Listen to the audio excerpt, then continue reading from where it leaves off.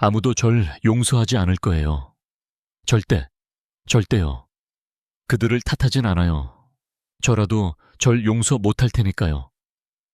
지금 이 순간은 20살의 라몬 더스트가 자신이 돌이킬 수 없는 실수를 저질렀다는 걸 깨달은 순간입니다. 하지만 이 사건은 다른 사건들과는 달랐습니다. 수많은 비밀과 엇갈리는 주장들이 숨겨져 있었죠. 이봐요. 모든 영상에서 경찰은 지금 이 순간은 주디가 18살 딸 아리아나 타탄스키가 죽었다는 걸 깨달은 순간입니다. 경찰은 곧 이 가족 전체의 끔찍한 비밀을 마주하게 됩니다. 모든 것은 111 신고 전화 한 통에서 시작됐습니다. 내 말 좀 들어봐요.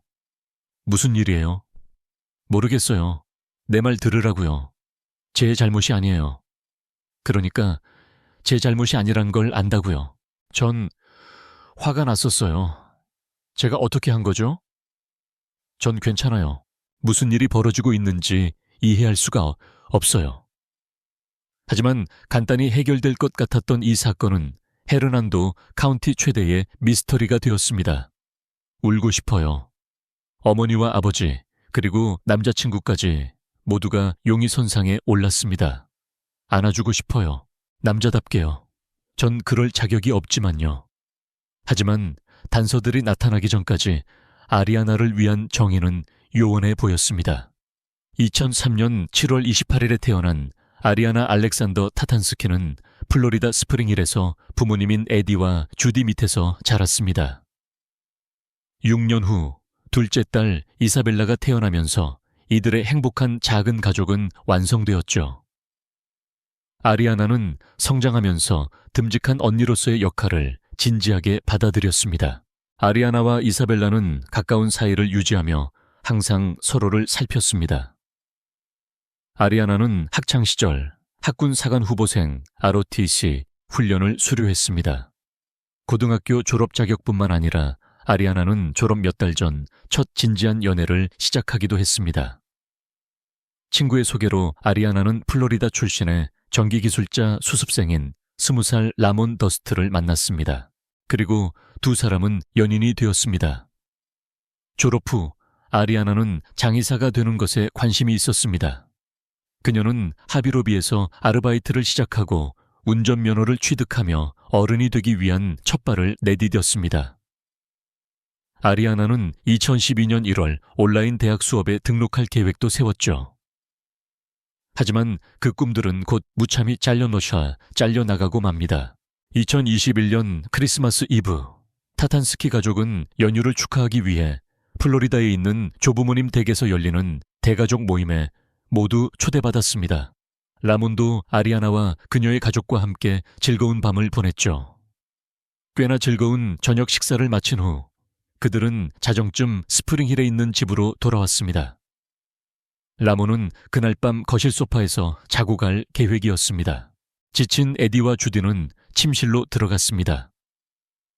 12살 이사벨라도 자기 방으로 돌아가 영화를 보다가 잠이 들었죠.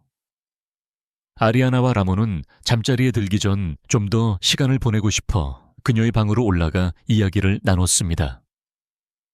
에디가 막 잠이 들기 시작했을 때 그는 라몬이 자신을 부르는 비명소리에 잠에서 깼습니다. 어리둥절한 에디는 잠에서 깨침실 문으로 걸어갔고 주디도 막 침대에서 일어나려던 참이었습니다. 그가 문을 열었을 때 그의 혼란은 순식간에 충격과 공포로 바뀌었습니다.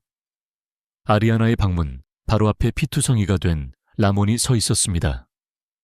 그는 아리아나의 머리카락과 목을 잡고 있었고 그녀의 목에 있는 상처에서는 피가 흘러나오고 있었습니다. 아리아나는 에디에게 애원하는 듯한 고통스러운 표정을 짓더니 이내 의식을 잃고 바닥에 쓰러졌고 상처에서는 계속 피가 흘렀습니다. 그 공황 상태의 순간 에디는 9211에 전화했습니다. 교환호는 에디가 하는 말을 들으려고 애썼지만 배경에서는 다른 목소리가 소리치며 욕을 하고 있었습니다. 오, 안 돼. 여보, 무슨 일이야? 오, 안 돼. 안 돼. 알았어요. 제 말 들으세요. 저예요. 누군가 다쳤어요. 제 딸이 아니에요. 내 목을 그으려고 했어요. 걔가 화가 났어요. 무슨 일이 벌어지고 있는지 이해할 수가 없어요. 여소여매. 동시에 이사벨라는 복도에서 들려오는 소란에 잠에서 깼습니다. 그녀가 방에서 나왔을 때 언니가 바닥에 쓰러져 있는 것을 보았습니다. 라몬은 여전히 그녀의 머리카락을 움켜쥐고 있었습니다. 이사벨라는 에디와 라몬이 서로에게 소리치는 것을 보고 들었지만 두 사람이 무슨 말을 하는지는 이해할 수 없었습니다. 이사벨라는 라몬이 의식을 잃은 아리아나의 머리채를 잡고 부모님 침실로 끌고 가는 것을 가만히 지켜봤습니다. 그때 그녀는 아리아나의 방에서 부모님 침실까지 이어지는 핏자국을 발견했습니다. 다친 아리아나를 에디와 주디의 침실에 남겨둔 채 라몬은 아래층으로 내려갔고 에디가 그 뒤를 따랐습니다. 두 남자는 계속해서 서로 다투었고 에디는 라몬이 자기 딸을 죽였다고 비난했습니다. 한편 타탄스키 가족의 집에서 세 채 떨어진 곳에 살던 토마스와 멜리사 로비앙코는 시끄러운 말다툼 소리를 듣고 헤르난도 카운티 보안관실에 소란을 신고했습니다. 로비앙코 부부는 에디와 낯선 남자가 집에서 나와 앞마당으로 걸어가는 것을 창문으로 지켜봤습니다. 걱정이 된 토마스는 무슨 일인지 알아보기 위해 에디에게 걸어가기로 했습니다. 그가 에디에게 가까이 다가갈수록 이웃이 무엇에 대해 소리치는지 알아들을 수 있었습니다. 토마스에 따르면 에디는 젊은 남자가 자기 딸을 죽였다고 비난하고 있었습니다. 토마스는 에디에게 다가오는 다른 남자를 보았을 때 맞설 준비를 했습니다. 그 젊은 남자는 피투성이었고 소리를 지르며 공격적인 태도로 에디에게 다가오고 있었습니다. 에디가 위험에 처했다고 생각한 토마스는 그를 막기 위해 끼어들어 젊은 남자의 뺨을 때렸습니다. 그것이 통하지 않자 토마스는 주먹을 쥐어 그 남자를 땅에 쓰러뜨렸습니다. 그때서야 그는 그 남자가 아리아나의 남자친구 라몬이라는 것을 깨달았습니다. 라몬은 자신이 저지른 일 때문에 감옥에 갈 것이라며 계속해서 소리쳤습니다. 이 아이가 피투성이가 된 채 집에서 나왔고 에디는 그에게 네가 걔를 죽였어. 죽였다고라며 소리치고 있었어요. 그러자 그 아이는 젠장 상관없어. 어차피 난 감옥에 갈 거야 라고 말했죠. 그 순간 구급대원들이 집에 도착하여 아리아나를 확인하기 위해 주침실로 달려갔습니다. 그들 뒤를 이어 경찰이 도착했고 바깥 현장을 통제했습니다. 여전히 심하게 피를 흘리고 있던 아리아나는 현장에서 응급처치를 받은 후 응급수술을 위해 베이오넷 포인트 병원으로 급히 이송되었습니다.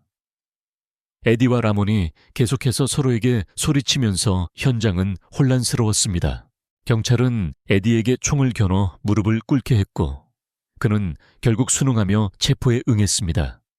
라몬 역시 수갑이 채워졌고 별다른 저항은 하지 않았습니다. 그 후 경찰은 감식반이 집안에서 증거를 수집하는 동안 주디와 이사벨라를 집 밖으로 데리고 나왔습니다. 이사벨라는 보호 조치되었고 주디는 경찰에 의해 구금되어 경찰차에 태워졌습니다. 경찰에 따르면 주디는 만취 상태였고 히스테릭하게 행동했다고 합니다. 대시캠 영상과 음성에는 주디가 괴로워하며 아리아나를 살려달라고 애원하는 모습이 담겨 있었습니다. 그녀는 아리아나에 대한 정보를 얻고 싶어 경찰관들의 주의를 끌기 위해 창문을 두드리기 시작했습니다. 제발요. 제가 다른 모든 영상에서 확인했어요. 제발 알려주세요. 알았어요. 한 경찰관이 주디에게 이사벨라가 사촌 멜리사와 함께 있어도 괜찮은지 물었습니다. 하지만 주디는 이사벨라를 할머니에게 보내달라고 요청했습니다. 멜리사 아시죠? 멜리사요. 네, 알았어요. 성이 엘사, 어떡할지 알아봐야겠어요. 뭐려, 우리가 이사벨라를 어떡할지 결정해야 해요. 무슨 말씀이세요? 그 애가 차 뒷좌석에 앉아 있어요. 오, 이사벨라요. 여기 있네요. 그래서 저희가 그저 허락을 받으려고요. 이사벨라가 멜리사랑 같이 있어도 되는지. 저랑요. 아니요, 저희 엄마요. 오, 엄마랑 있고 싶어 하는군요. 알았어요. 어머님은 플로리다 어디에 사시죠? 스프리로 스프링힐에요. 그 후 주디는 그날 밤 일어난 모든 일에 압도되어 무너져 내렸습니다. 주디는 경찰관들의 주의를 끌려고 애썼지만 무시당한다고 느끼며 그들을 부르기 시작했습니다. 이봐요, 이봐요. 여기 저랑 같이 있잖아요. 알아요. 제발요, 제발. 거기 있는 것 같아요. 저도 다 알아요. 내 아기. 거의 30분간의 애원 끝에 주디는 두 딸에 대한 정보를 애걸하며 화장실을 사용하게 해달라고 요청했지만 거절당했습니다. 이봐요. 화장실에 가야 해요. 알았어요. 우리 애가 왜 여기 뒤에 있는지 말해줄 수 있어요. 제발. 저한테 못되게 굴지 마세요. 제 딸 괜찮은지 제발 말해주세요. 소변 봐야 해요. 소변 봐야 한다고요. 안 보내주면 여기서 쌀 거예요. 제발 바지 내리고 볼일 보게 해주세요. 제발요. 정말 급해요. 전 아무 짓도 안 했어요. 당신, 제발 보내주세요. 제발, 보내줘요. 더는 못 참겠어요. 계속 갇혀 있었잖아요. 못 참겠다고요. 바지에 싸겠어요. 제발요. 전 나쁜 사람이 아니에요. 전 제 딸들을 사랑해요.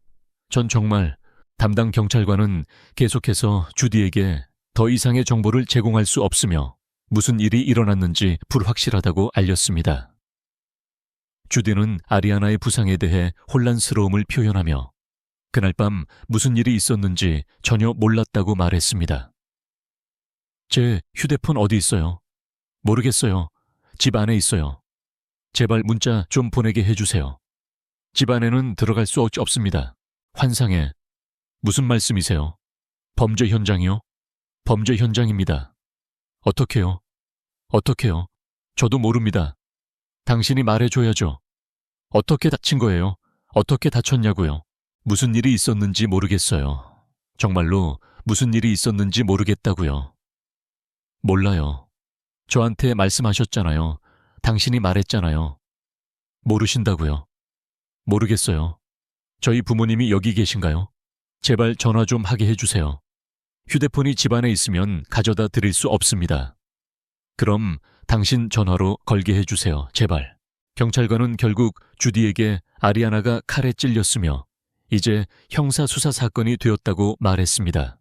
그녀는 주디가 사건 발생 시 집 안에 있었기 때문에 조사를 위해 붙잡혀 있는 것이며 경찰이 그날 밤 무슨 일이 있었는지 명확히 해야 한다고 설명했습니다.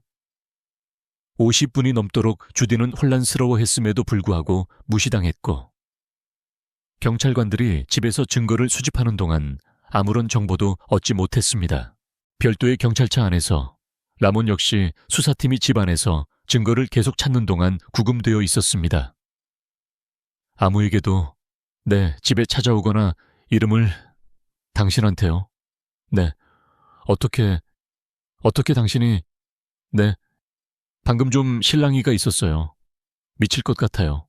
무슨 말인지 알겠어요? 무슨 말인지 아시겠냐고요. 당신한테 무슨 문제가 있는지 모르겠네요. 알았어요. 이게 무슨 상황인 것 같아요? 모르겠어요. 저는 무슨 말인지 알겠죠. 아마도요. 글쎄요. 모르겠어요. 그들에게는 이게 당신은 괜찮아 보이네요. 당신은 제가 아는 걸 모르죠. 글쎄요. 지금 상황이 어떤데요? 말씀드렸잖아요. 제가 뭐라고요? 주디의 태도와는 대조적으로 라몬은 자신의 운명을 받아들인 듯 보였습니다. 하지만 그는 자신의 삶과 아리아나 그리고 그날 밤 일어난 일에 대해 생각할 때 눈물을 흘렸습니다. 라몬은 또한 자신에게 닥칠 일에 대해 걱정하는 듯 보였고 경찰관에게 앞으로 어떻게 될 것인지 계속해서 물었습니다. 너무 터무니없게 들리네요. 뭐가요? 거의 의미가 없게 들려요. 글쎄요, 무슨 일이 있었다고 생각하세요? 들어보세요. 전 몰라요. 왜요? 뭘 알아내려는 거죠? 크리스마스 날에 피투성이가 된 채 트럭 뒤에 타고 있잖아요. 모르겠어요. 저희가 그걸 알아내려는 겁니다. 당신은 밖에서 누군가와 몸싸움을 벌였고요. 제가 아는 건 그게 다예요. 하지만 당신은 무슨 일이 있었는지 알 거라 생각했는데요. 아니요, 모릅니다. 그래서 어젯밤에요. 그 얘기 듣고 싶네요. 그러니까 알려주세요. 네? 무슨 일이 있었는지요. 그렇죠. 여기서 떠나면 저도 알아요. 모든 사실을요. 경찰서에 1분만 가면 경찰서에 도착한 후에요. 그 다음은 모르겠어요. 여기 있는 모든 사람이 울고 싶어요. 울고 싶다고요. 울어요. 왜요? 이런 젠장. 아무도 절 용서하지 않을 거예요. 신 말고는요. 아무도요. 울어요. 그리고 전 그들을 탓하지 않아요. 저라도 절 용서 못할 테니까요. 그건 말도 안 돼요. 아시잖아요. 말도 안 된다고요. 정말 말도 안 돼요. 안아주고 싶어요. 남자답게요. 전 그럴 자격이 없지만요. 경찰관이 라몬에게 개인정보를 묻기 시작하자 그는 경찰관이 자신에게서 불리한 정보를 얻어내려 한다고 믿으며 편집증적인 반응을 보였습니다. 라몬은 경찰관에게 노트에 적힌 것을 보여달라고까지 요구했습니다. 그는 또한 개인정보가 유출될 경우 자신의 가족이 이 사건에 휘말릴 수 있기 때문에 개인정보를 제공하는 것이 불편하다고 말했습니다. 경찰관이 잠시 차를 떠난 후 라몬이 혼잣말을 하며 아리안에게 사과하는 소리가 들립니다. 사랑해, 에린. 라몬은 차에 홀로 남아 침묵 속에 앉아 있다가 구급대원들이 도착하여 그의 상태를 확인했습니다. 건강에 이상이 없다는 진단을 받은 후 그는 다시 생각에 잠겼고 경찰관과 대화를 시작했습니다. 라몬의 주된 관심사는 자신이 처한 이 혼란 속에서 앞으로 나아갈 방법을 찾는 것이었습니다. 라몬은 그 후 경찰관에게 그의 크리스마스 계획과 범죄자에 대한 생각을 물으며 잡담을 나눴습니다. 제가 어떻게 살아가야 하죠? 경관님, 제 생각하세요? 듣고 있어요. 이런 상황에서 사람은 어떻게 살아간다고 생각하세요? 이런 상황에서 어떻게 살아갈 수 있을까요? 전 이 상황을 몰라요. 그러니 당신에게 대답을 주기는 좀 어렵네요. 이겨내야죠. 정말 말도 안 돼요. 아시잖아요, 크리스마스에. 크리스마스에 말도 안 되죠. 그렇죠. 돈 받고 싶지 않아요. 경찰관과 이야기하지 않는 순간에는 그는 아리아나에 대해 혼잣말을 중얼거렸습니다. 그래서 그녀를 상상했어요.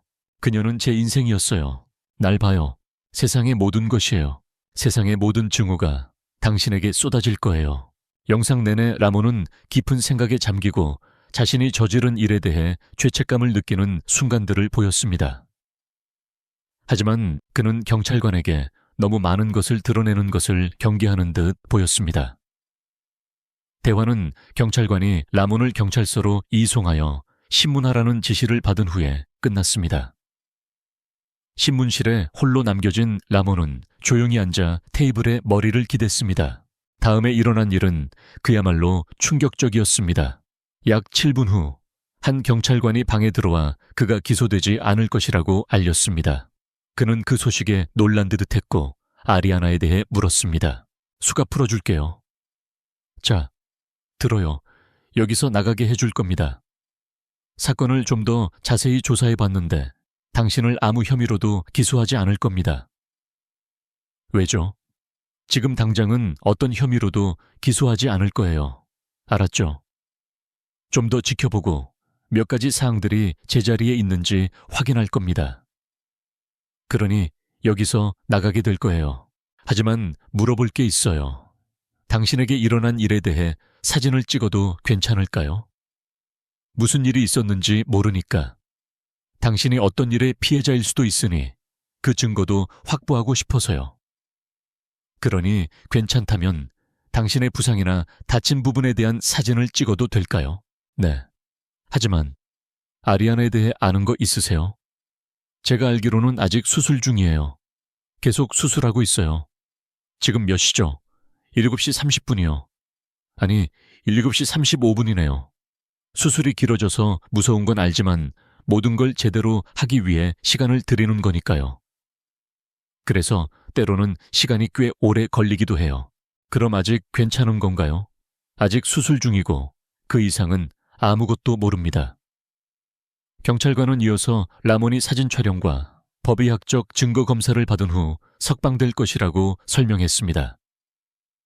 경찰관이 앞으로의 절차를 설명하자 라몬은 다시 한번 무슨 일이 일어나고 있는지 확신하지 못하는 듯한 목소리였습니다.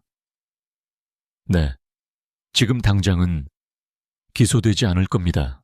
저희가 당신을 망치려는 것 같겠지만 그렇지 않아요. 모든 걸 제대로 하고 싶을 뿐이에요. 만약 당신이 책임져야 할 일이 있다면 그렇게 될 겁니다. 하지만 그렇지 않다면 그렇게 되지 않을 거고요. 그러니 무언가에 성급하게 뛰어들어서 이런저런 일을 하는 대신 한 발 물러서서 시간을 갖고 좀 더 자세히 조사하기로 결정했어요. 저희가 모르는 것들이 항상 있을 수 있으니까요. 알았죠? 그러니 저희는 그렇게 할 겁니다. 그리고 당신에게서 그 물건들을 떼어내서 다행이네요. 여기 있어요. 알았어요. 그는 이어서 수사팀이 그와 계속 연락을 취할 것이며 만약 더 많은 질문에 답해야 할 경우 그를 찾아 다른 면담을 위해 데려올 것이라고 들었습니다. 경찰관은 라몬에게 만약 그가 협조하지 않을 경우에만 체포영장을 발부받는 방법을 택할 것이라고 설명했습니다. 하지만 당신이 우리에게 협조하고 계속 연락을 유지하는 한 저희가 당신의 직장까지 찾아갈 이유는 없습니다. 아니면 당신이 일하는 곳 어디든요. 무슨 일이 생겨야 한다면 당신이 아무리 도망쳐도 어디에 있든 저희가 찾아낼 겁니다. 당신은 아직 젊잖아요. 도망친다고 해서 말이 안 되죠. 무슨 일이 생길 거라면 도망치는 건 문제를 해결해 주지 않아요. 라몬은 경찰관에게 옷을 갈아입고 개인 소지품과 차를 되찾는 것에 대해 물었습니다. 경찰관은 그에게 표준 흰색 죄수복이 주어질 것이며 개인 소지품은 수사팀이 집을 정리한 후에 돌려받을 것이라고 답했습니다. 라몬은 또한 차를 가지러 집까지 데려다 주겠다는 약속을 받았습니다. 경찰은 라몬이 편안하고 잘 보살핌을 받도록 신경 쓰는 듯 보였습니다.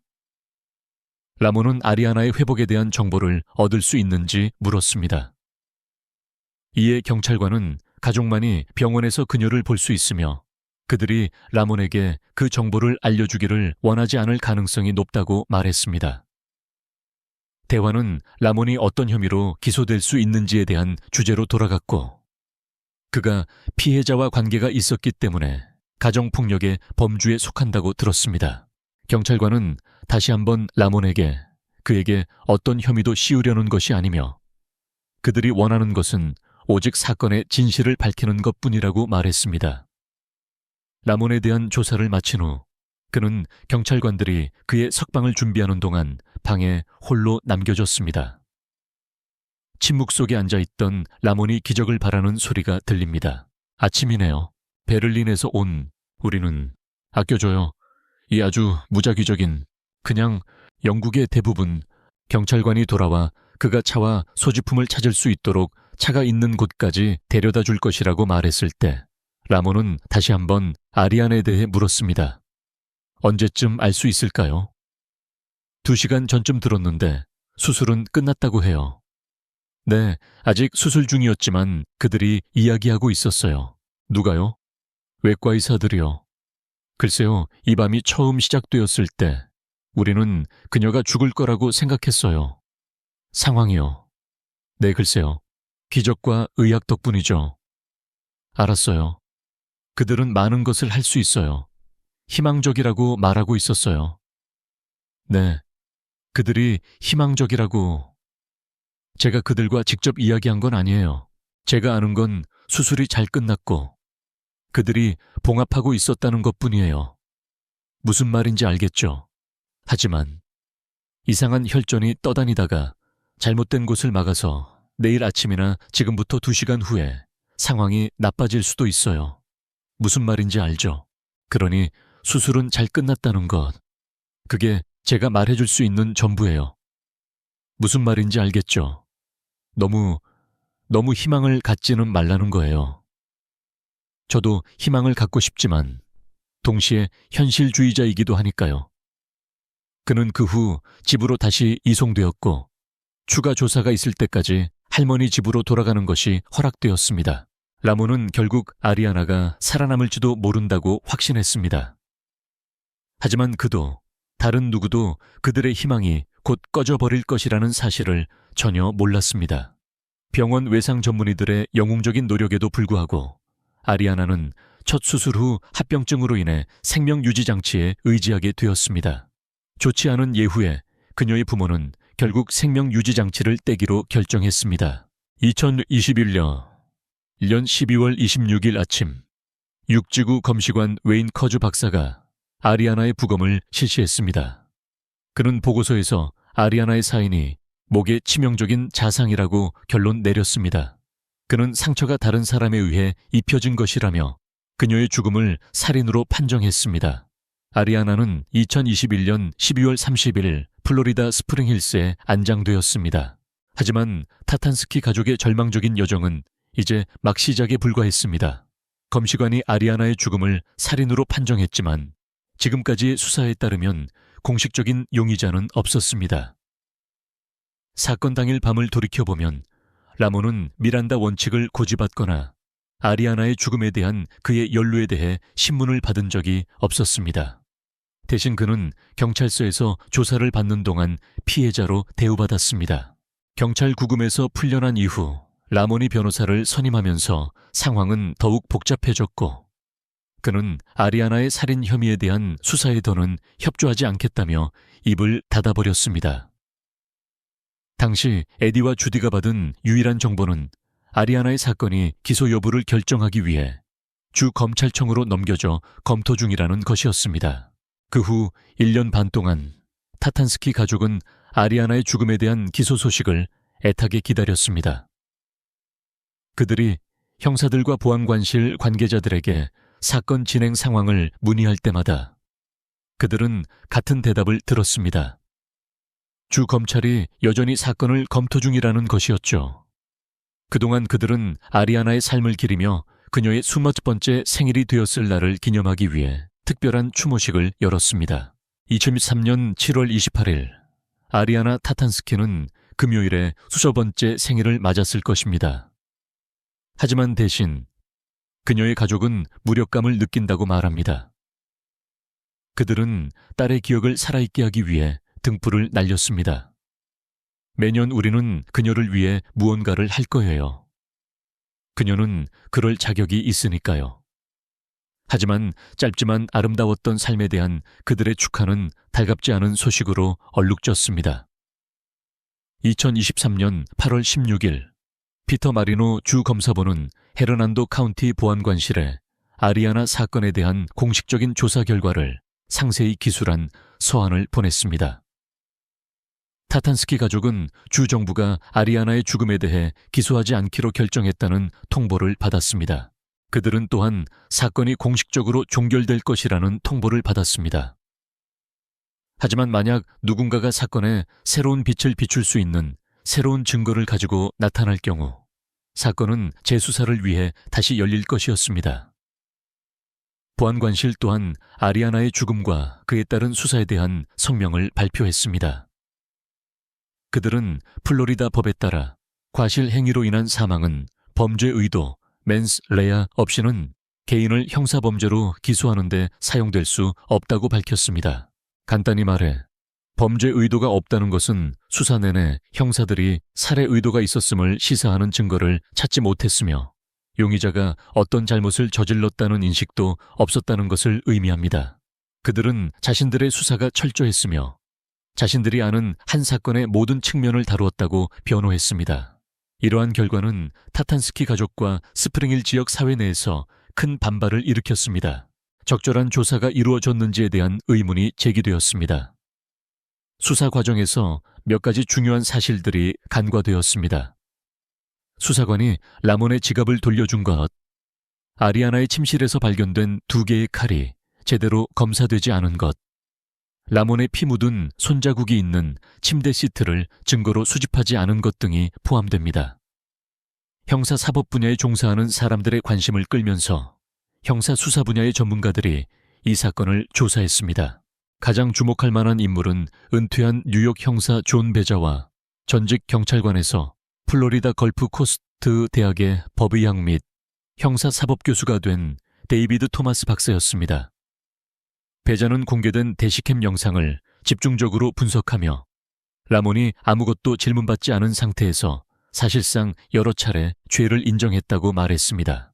저는 이 증거가 제대로 검토되고 분석되었다면 라몬을 체포하고 아리아나의 죽음에 대한 그의 연루를 심문할 충분한 근거가 있었을 것이라고 믿습니다. 반면 토마스는 아리아나의 죽음에 대한 수사를 다룬 370페이지 분량의 문서를 검토했습니다. 그는 서류의 대부분이 해당 부서의 사건 수사에 대한 대중의 생각에 초점을 맞추고 있다고 결론 내렸습니다. 사건 문서와 함께 보관된 신문기사, 소셜 미디어 게시물, 그리고 그녀가 제출한 이후에 이메일들이 있었습니다. 그는 또한 주디 타탄스키가 아리안에게 일어난 일과 아무런 관련이 없음에도 불구하고 무례하고 불합리하게 대우받았다고 지적했습니다. 보안관실은 자신들의 수사 방식을 고수하며 주 검찰청이 라몬에 대한 형사 기소를 제고하게 만들었다고 믿는 두 가지 핵심 사항으로 돌아갔습니다. 두 사람 사이에 공유된 문자 메시지를 검색하고 친구들과의 인터뷰를 통해 아리아나와 라몬이 다른 커플들처럼 평범한 관계를 가졌다는 것이 드러났습니다.